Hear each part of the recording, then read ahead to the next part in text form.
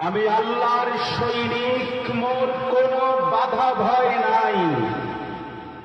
তাহার তেজের তলোয়ারে সব বন্ধন কেটে যায়।